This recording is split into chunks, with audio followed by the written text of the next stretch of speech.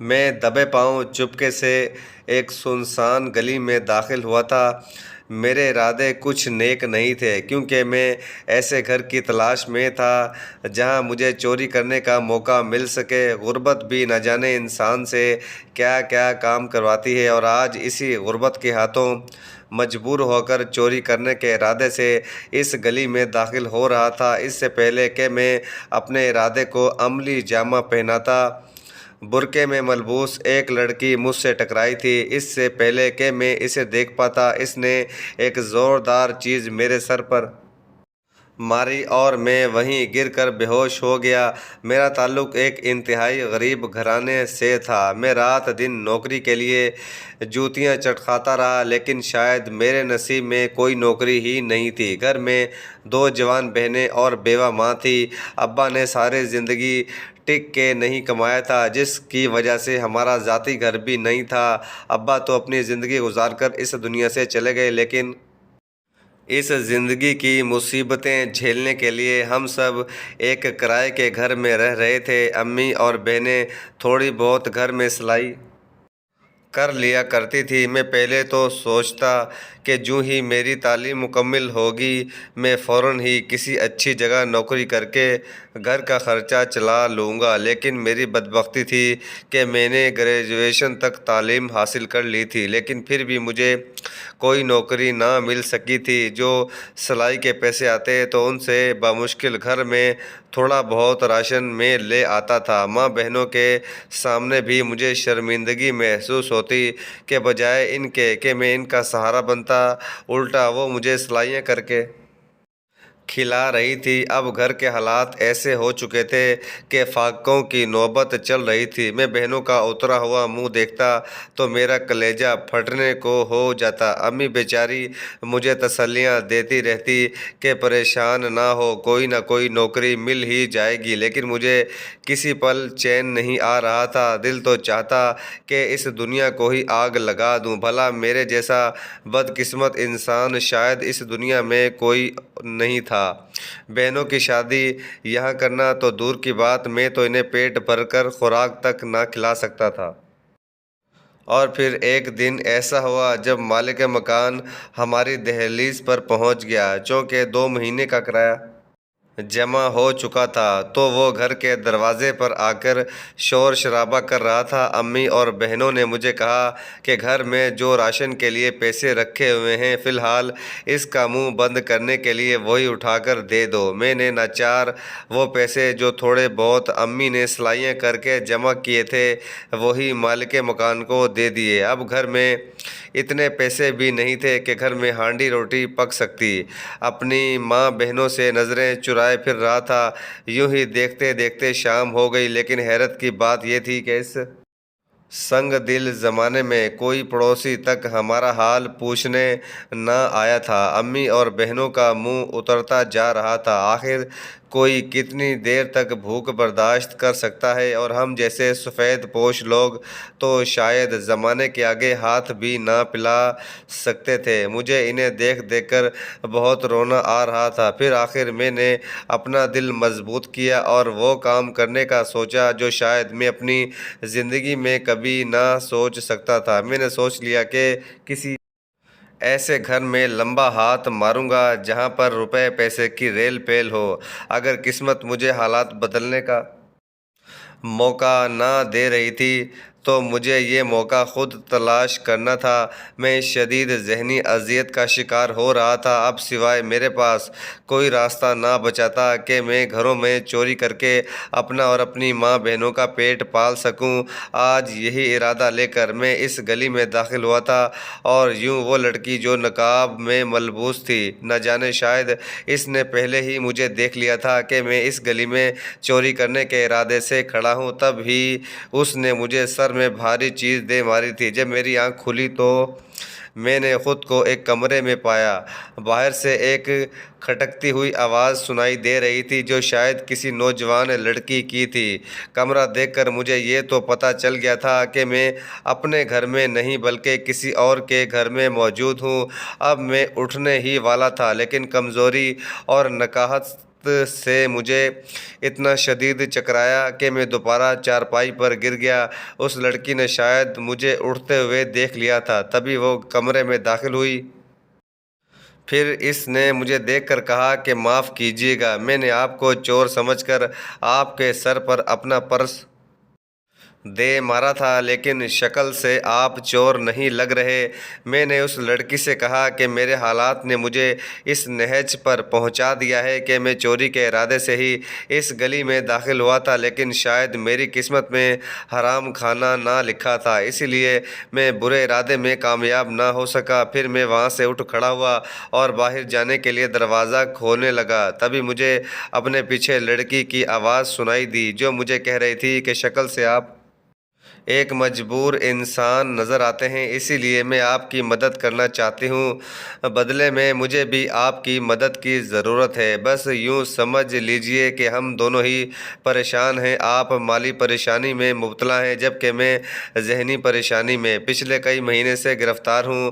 آپ ایک منٹ رکیں، میں ابھی آتی ہوں۔ پھر وہ لڑکی اندر گئی اور چند منٹ بعد ہی واپس آ گئی۔ پھر اس نے میری طرف ہاتھ بڑھایا جس میں ایک نوٹوں کی گڈی دبی ہوئی تھی۔ وہ مجھے کہنے لگی، یہ پیسے آپ کے لیے ہیں، یہ رقم تھوڑی ہے، لیکن اگر آپ نے میرا کام کر دیا میں آپ کو اس سے بھی زیادہ پیسے دوں گی۔ میں الجھ کر اس کو دیکھنے لگا، حالانکہ پیسوں کو دیکھ کر میرا دل چاہ رہا تھا کہ میں فوراً ہی ان پیسوں کو تھام لوں۔ پھر وہ لڑکی کہنے لگی کہ آپ یہ پیسے پکڑیں، ابھی جا کر آپ اپنے مالی پریشانی دور کریں۔ ہاں، لیکن وعدے کے مطابق آپ کو کل مجھ سے ملنے لازمی آنا ہوگا۔ اب وہ جو بھی کام مجھے بتانے والی تھی، لیکن یہ سچ تھا کہ مجھے اس وقت پیسوں کی شدید ضرورت تھی اور اس نے مجھے اچھی خاصی رقم دی تھی۔ اب وہ مجھے جس کام کا بھی کہتی مجھے ہر حال میں کرنا تھا۔ جیسے ہی میں وہ ڈھیروں سارے پیسے گھر لے کر گیا تو بہنوں کے چہروں پر بے تحاشا خوشی دیکھ کر مجھے اپنا فیصلہ صحیح لگا۔ امی نے 2-3 دفعہ مجھ سے پوچھا کہ یہ اتنے ڈھیر سارے پیسے تم کہاں سے لے کر آئے ہو، کہیں تم نے چوری تو نہیں کی؟ میں نے امی کو یقین دلایا کہ نہیں، ایسی کوئی بات نہیں، کالج کا ایک دوست مل گیا تھا جس نے مجھے اپنے باپ سے یہ رقم ادھار دلوائی ہے۔ امی میری بات سن کر مطمئن ہو گئی تھی۔ دوسرے دن وعدے کے مطابق میں اس لڑکی کی دہلیز پر کھڑا تھا۔ جیسے ہی میں نے دروازہ بجایا تو اسی لڑکی نے دروازہ کھول دیا۔ میں تھوڑا جھجک کر اندر داخل ہو گیا۔ پھر وہ لڑکی مجھ سے کہنے لگی کہ میرے والد صاحب اور میں اس گھر میں رہتے ہیں، ابھی وہ مسجد میں نماز ادا کرنے کے لیے گئے ہوئے ہیں۔ پھر وہ مجھے کہنے لگی کہ میرا نام انابیہ ہے، مجھے اس وقت کسی کی شدید مدد اور سہارے کی ضرورت ہے۔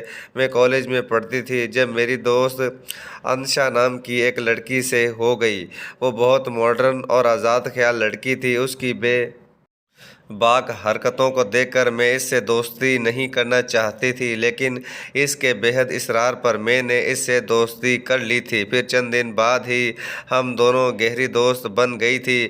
مجھے نہیں معلوم کہ اس کی دوستی میرے لیے اتنی بھاری پڑنے والی تھی۔ جب ایک دن اس کے کہنے پر میں اس کے ساتھ آئس کریم کھانے ایک ریسٹورنٹ میں چلی گئی، وہاں پر اس کے ڈیڈی کے کسی دوست کا بیٹا بھی اچانک آ گیا۔ وہ ایک پرکشش اور خوبصورت شخصیت کا مالک تھا۔ پھر 2 دن بعد انوشا نے مجھے بتایا کہ وہ لڑکا ہاشم جو ہمیں ریسٹورنٹ میں ملا تھا، وہ انوشا سے میرا نمبر مانگ رہا تھا۔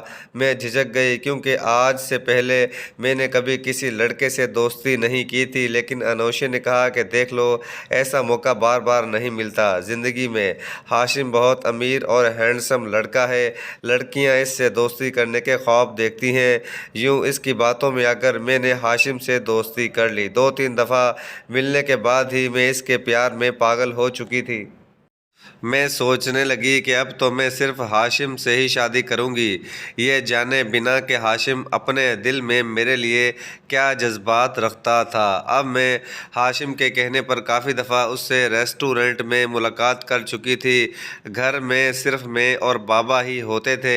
بابا یہاں کی مسجد کے امام ہیں، انہیں نہیں پتہ تھا کہ ان کی بیٹی کیا حرکتیں کرتی پھر رہی ہے۔ پھر ایک دن ہاشم نے مجھے اپنے فلیٹ پر بلایا اور بہانے سے میری ڈرنک میں نشہ آور گولیاں ملا دی۔ اس ڈرنک کو پینے کے بعد میں بے ہوش پڑی تھی، لیکن جب مجھے ہوش آیا تو میرا سب کچھ لٹ گیا تھا، کیونکہ اس دن ہاشم نے میری عزت لوٹ لی تھی اور مجھے کہیں منہ دکھانے کے لائق نہیں چھوڑا تھا۔ جب میں اس کے سامنے رونے لگی تو وہ مجھے تسلیاں دینے لگا کہ شادی کے بعد بھی تو یہ سب کچھ ہونا تھا، ابھی ہو گیا تو کوئی بات نہیں، میں تم سے جلد ہی شادی کر لوں گا اور اپنے ممی ڈیڈی کو رشتے کے لیے تمہارے گھر بھیج دوں گا۔ یوں اس کی چکنی چپڑی باتوں میں آ کر میں ایک دفعہ نہیں بلکہ کئی دفعہ اس کے فلیٹ میں جا چکی تھی۔ پھر جب مجھے اپنی اس غلطی کا احساس ہوا تو میرے سر پر سے پانی بہت اوپر ہو چکا تھا، کیونکہ کافی دن سے مجھے الٹیاں لگ رہی تھی۔ شک کی بنیاد پر جب میں نے گھر پر ہی اپنا ٹیسٹ کیا تو مجھے پتہ چلا کہ میں ہاشم کے ناجائز بچے کی ماں بننے والی ہوں۔ یہ خبر میرے لیے قیامت ثابت ہوئی تھی۔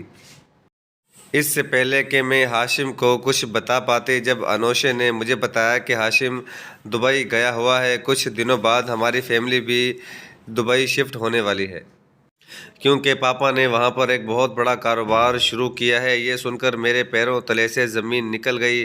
پھر میں رو رو کر انوشے کو بتانے لگی کہ میں کس پریشانی میں مبتلا ہو چکی ہوں۔ وہ میری باتیں سن کر مجھے ہی ملامت کرنے لگی اور کہنے لگی کہ کس نے کہا تھا کہ ہاشم کی دوستی میں اتنی آگے نکل جاؤ؟ ہاشم نے صرف تم سے دوستی کی تھی، نہ کہ محبت۔ تم پتہ کیوں نہیں اس کے پیار میں اتنی پاگل ہو گئی تھی کہ یہ انتہائی قدم تم نے اٹھا لیا۔ اب میرے سر پر تو گویا آسمان ہی گر رہا تھا۔ میں سوچنے لگی کہ اگر بابا کو یہ سب پتہ چل گیا تو ان کی محلے میں کیا عزت رہ جائے گی کہ امام صاحب کی بیٹی بن بیاہی ماں بننے والی ہے۔ اب میرا ہاشم سے کوئی رابطہ نہیں تھا۔ اس بات کو 5 مہینے گزر چکے ہیں، اسی لیے میں تمہارے آگے ہاتھ جوڑتی ہوں کہ تم مجھ سے کسی بھی طرح شادی کر لو، بدلے میں تمہیں اپنی ماں کا رکھا ہوا سارا زیور دے دوں گی۔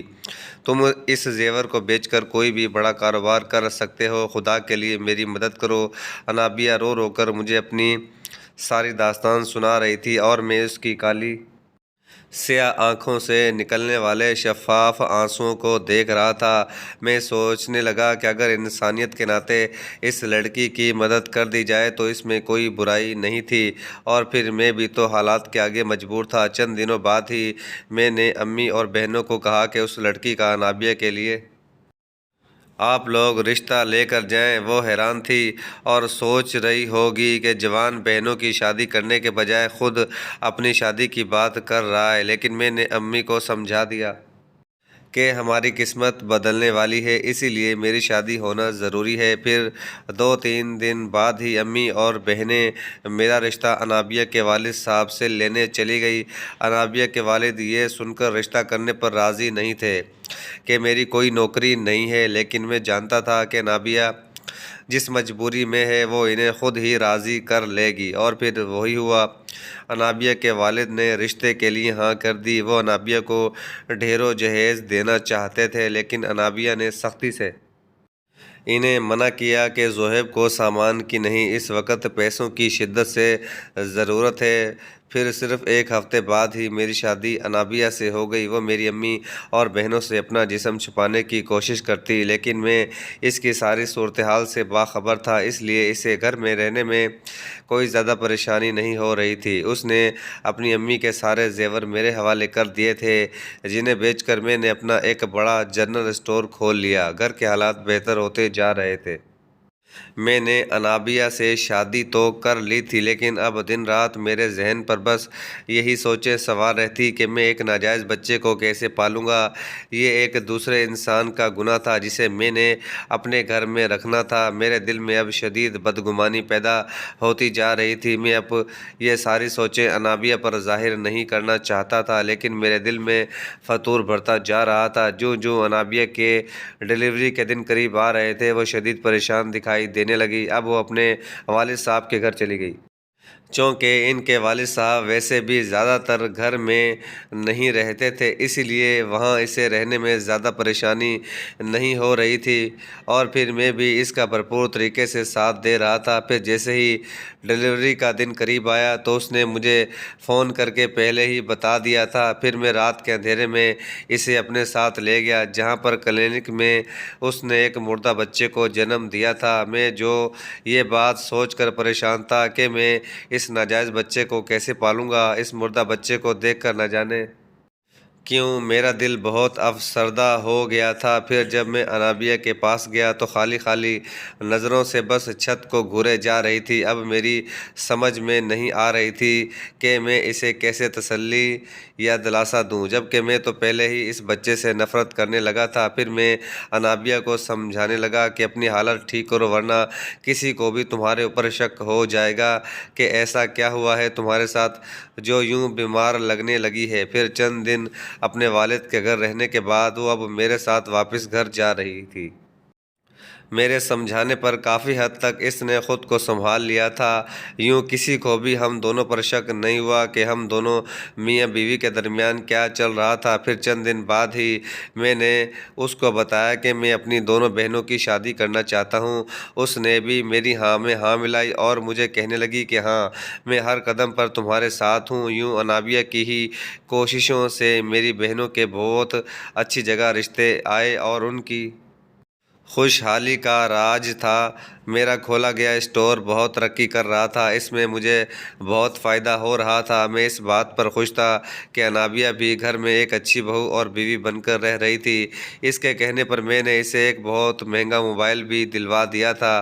اب میں زیادہ تر کاروبار میں مصروف رہنے لگا تھا۔ پھر ایک رات میری آدھی رات کو آنکھ کھلی تو مجھے یہ دیکھ کر حیرت کا جھٹکا لگا کہ انابیہ بھی اپنے بستر پر موجود نہیں تھی۔ اسے دیکھنے کی غرض سے میں اٹھا ہی تھا کہ مجھے وہ کھڑکی کے پاس کھڑی ہوئی نظر آئی۔ فون اس کے کان سے لگا ہوا تھا، شاید وہ آدھی رات کو کسی سے باتیں کر رہی تھی۔ پھر اکثر ایسا ہونے لگا جیسے ہی میری آنکھ کھلتی تو مجھے ہلکی ہلکی باتوں کی آوازیں آنے لگتی، جیسے کوئی موبائل پر دھیمے دھیمے کسی سے بات کر رہا ہو۔ وہ انابیہ ہی تھی جو آدھی رات کو اٹھ اٹھ کر نہ جانے کس سے فون پر لگی رہتی تھی۔ میں حیران تھا کہ میں نے اسے ہر حال میں قبول کر لیا تھا اور وہ پھر بھی مجھ سے بے وفائی کر رہی تھی۔ یہ سوچ کر میرے دل میں ایک بار پھر سے بدگمانی نے سر اٹھایا۔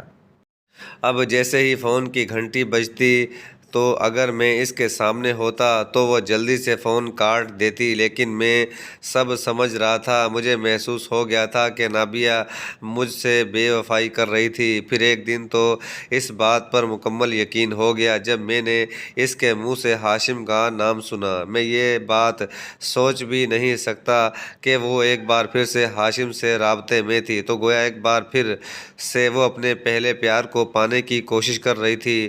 وہ فون پر باتیں کیا کرتی، وہ مجھے سمجھ نہ آتی، لیکن مجھے یہ پتہ چل گیا تھا کہ وہ فون پر ہاشم سے ہی رابطے میں رہ رہی تھی۔ گھر کی اس ذہنی ٹینشن میں کاروبار پر زیادہ دھیان نہیں دے پا رہا تھا۔ اب دل ہی دل میں انابیہ سے شدید نفرت کرنے لگا، جس نے مجھے کسی کچرے کی طرح استعمال کیا تھا۔ آخر اس کی فطرت میں بے وفائی رچی ہوئی تھی۔